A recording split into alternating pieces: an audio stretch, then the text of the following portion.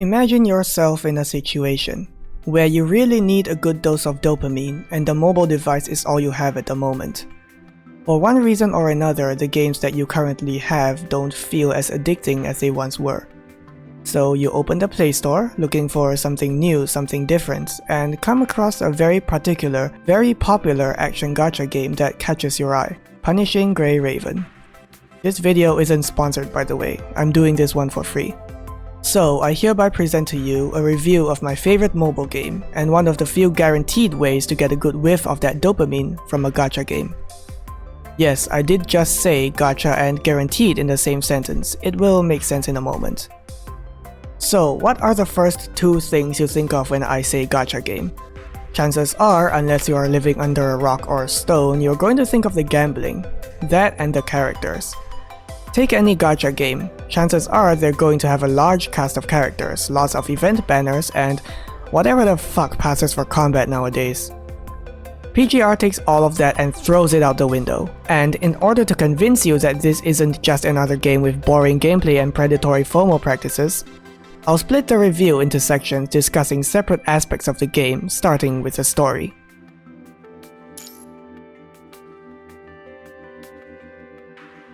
PGR's story takes place in a post-apocalyptic world, where humanity is stuck in space and Earth is taken over by corrupted robots hellbent on killing every human they see. You are tasked with beating the shit out of them and reclaiming Earth for humanity. Hey, I've seen this one, this is a classic!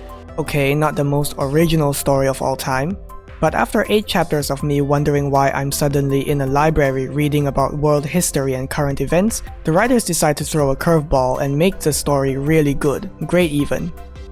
I'm not going to spoil anything, as this is a long story that deserves to be taken in as one progresses through the game. And by long, I don't mean the number of chapters there are, I mean the amount of time you will spend reading through each chapter. In summary, the first 8 chapters are shorter and a little boring, focusing on world building and introductions, and everything after that gets longer and more intense, with some chapters being tied directly to specific characters.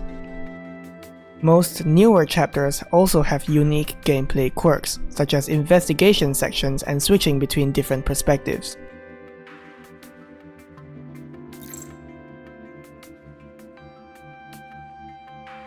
While most gacha games have a large cast of characters, each with limited development, PGR focuses on a comparatively tiny cast of characters. What this means is that throughout its story, you stick with characters you already know and watch them develop over time. And since these characters take the form of constructs, aka human minds inhabiting mechanical bodies, they can change between bodies known as frames.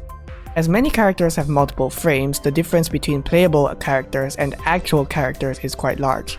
This fills the criteria for gameplay variety while keeping the story focused on well-developed characters. When progressing through the story, you'll see NPCs with their own unique designs, who look like they should be playable. Some become playable in a later update, while others sadly remain within the suffocating realm of 2D. Hell, even main story bosses become playable for some reason. Sometimes characters can even appear out of nowhere and have a story chapter dedicated to them. So it's anyone's guess as to which category the next character will fall into. As characters develop over time, no matter when they became playable, they get more frames, which means that older characters usually have more frames than newer ones. And as they get more frames, they can change their role in combat and their elements depending on the frame. For example, this is Liv. She has been a dedicated support character from the very beginning, and even though she has a lightning element attached to her Lux frame, she has always been a healer.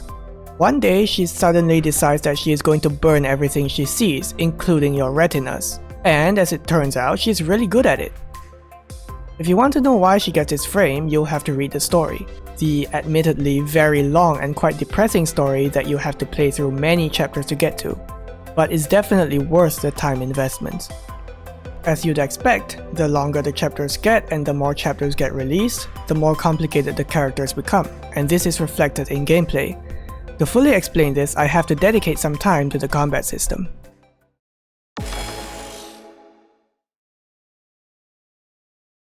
In any other gacha game, you'll be watching your characters fight stuff while you do something in the background. In PGR, that's not an option. You see the characters you spend so much time building? You have to take control of them to see the enemy disappear. If you get stuck on a particular level or boss, assuming your characters are level appropriate, it's not because you built them poorly, it's because you suck. So in order to help you not suck, assuming you have not yet picked up the game and are looking to this review to make a more informed decision, I'm going to break it down somewhat. Colored orbs, QTE system, dodge meter. PGR's combat system is unique because of how these three ideas interact with each other. The colored orbs are important not only to the combat system but to the identity of the game as well. They are located at the right side of the screen, or wherever you choose to put them. Each orb corresponds to its own special move. You'd want to ping them in a way where 3 orbs of the same color are lined up. Pinging these orbs, known as a 3-ping, enhance the move tied to the orb. The QTE system, PGR's version of an assist in a fighting game, is directly tied to the colored orbs. When building a team, each of your characters is assigned a color. Performing a 3-ping with a corresponding orb will make an assist available for a period of time, shown by a glowing icon on the top right, or wherever you choose to put it. After calling in the assist, your character has to finish their animation before you can switch to them. The dodge meter is basically a stamina bar that is only used to dodge attacks. It has a painfully slow recharge, but switching characters refills the meter. Dodging an attack at the right time will put you into Matrix, which makes the enemies slow as hell. And more importantly, makes your orbs glow for a period of time. Any orb you ping during this period will be treated as a 3-ping. Matrix has its own cooldown, which can be seen on the dodge button itself. There is also a separate section of characters classified as Transcendents meant to be used in a separate game mode, with their own unique mechanics and enemies, as well as a fucking Sekiro death blow of all things. All of these come together to create a difficult yet rewarding combat system that requires focus and skill. Combine it with some excellent music and sound design and you have one of the most intense experiences out there.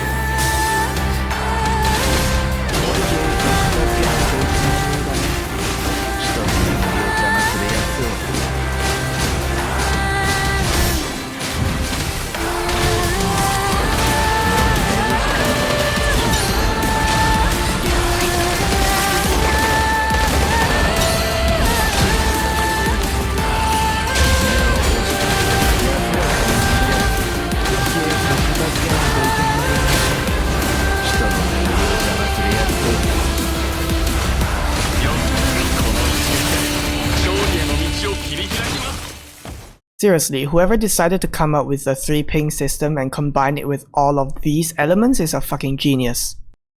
Now that you understand the combat system, we can return to the increasing complexity of newer frames. You see, since each character has multiple frames, you can't have them play the same way, because that would be boring. So each frame has a core passive. If the 3-ping system is how the game is played, the core passive is how the frame is played. They are usually tied to the colored orbs, and are what makes each frame stand out, even among frames belonging to the same character. And as more frames get released, the more complicated their core passives become. This means that the newer frames are difficult to get into, especially if you read the description only. The developers somehow expect you to use as much brainpower to learn a character, as much as it took me to get this clip of me beating a boss pretty much perfectly.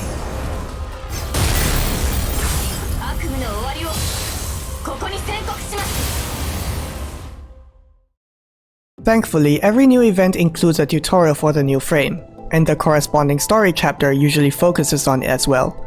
The frames used in combat are locked, and players are not allowed to use whatever frame they want, at least for their first playthrough. This means that new players who likely haven't built their characters yet can fully experience the story, while veterans can't simply breeze through everything. This also means that the levels are adequately balanced, the frames used in combat make sense story-wise, and players get to try it out even if they don't possess it yet. This allows them to familiarize themselves with the frame and decide if they want to get it, depending on whether they find the playstyle enjoyable.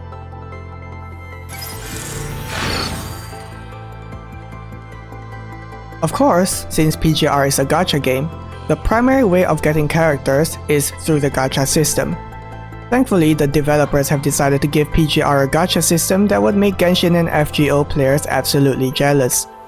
When pulling, you can target a specific weapon or frame in the pool of available rewards, allowing you to greatly increase the chances of getting it when you reach pity. For A rank frames, 10 pulls guaranteed, 80% chance. For 6-star weapons, 30 pulls guaranteed, 80% chance. For S rank frames on rotation, 60 pulls guaranteed, 70% chance. And here's the big one. For new frames featured in events, you get a 100% chance to obtain them when you reach pity. That's right, if you save up enough black cards through your daily and weekly tasks and wait for a 100% rate banner, included in every new event alongside the corresponding frame, you basically buy them straight up. No need to gamble and hope for the best because, let's face it, you're probably joining the pity gang anyway. And since the events last for a pretty long time, you're not really missing out if you skip 1 or 2 new frames, especially if the event frame is an A rank, which means that they are permanently available after the event. And if the event frame is an S rank, they're going to come back on rotation in the future. As for specific coatings, you can save up coating blueprints by completing daily tasks in the dorm, so those are free as well. It takes a lot of time to save up for one though, and some coatings can only be purchased with real money, so take note of that. All of this means that unless you wish to spend money, you have to be frugal and patient until you are able to get the frame, weapon, or coating that you really want. And with the Chinese client being about a year ahead of the global client, you can literally look forward to new content and plan ahead.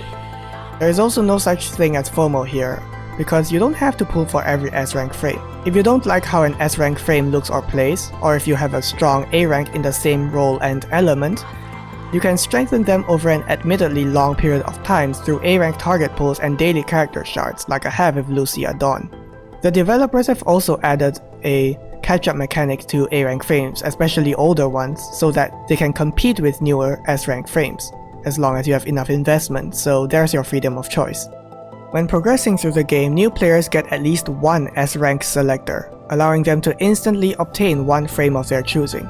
This is good for new players as not only do they get one step closer to the veterans, they also get more gameplay variety, which is important for the early game since new players don't have many frames unlocked yet. Besides, a little bit of generosity goes a long way, especially if you're a gacha game developer.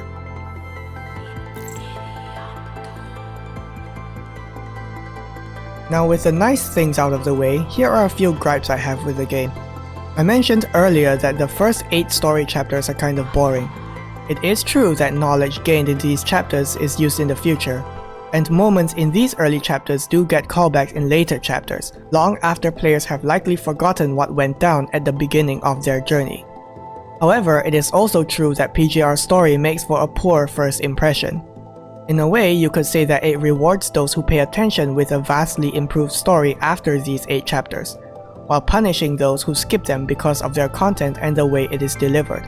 But first impressions are important and the boring start may be a turnoff for many people. Early game boss design is kind of bad. Most regular enemies in the game give you ample warning before they perform their attacks. Early game bosses don't really have that, so avoiding their attacks boils down to anticipation over reaction.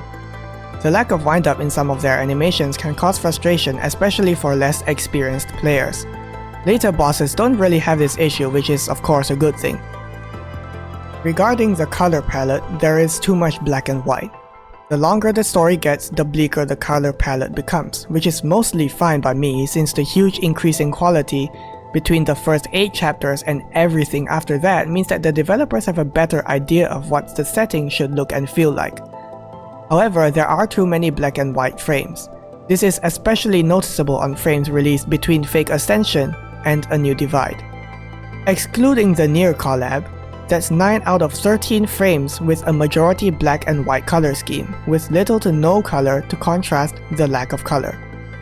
Also notice how frames released before Fake Ascension had more vibrant colors in them, as well as frames released after A New Divide. I'm a big fan of black and white in general, but some color is really needed. That's why I have no issue with characters like Vera, who contrasts her outfit with her bright red hair. Oh well, onto the GUI. It is clean and fits the setting well.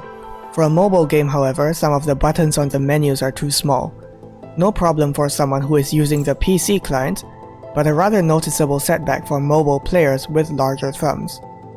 Also, the indicator for matrix availability is way too small, and the indicator for QTE availability matches the color of the icon for some reason, even though the glowing orbs are much more visible and should have been copy-pasted to the character icons. Considering PGR started as a mobile game before getting a PC client is not a very good look. Other than these gripes, I have to say that the rest of the GUI is quite great. You can even change the background and music for the main menu, as well as the damn loading screens if you wish. Oh, did I mention you could change where the buttons are in combat? I'm sure you noticed. So here you have it, my review of, my free promotion for Punishing Grey Raven. If you have yet to give it a try, I highly encourage you to do so. After all, it's free, and if you don't like it, you can just delete it afterwards. But there's no harm in trying, right? Anyway, thanks for watching.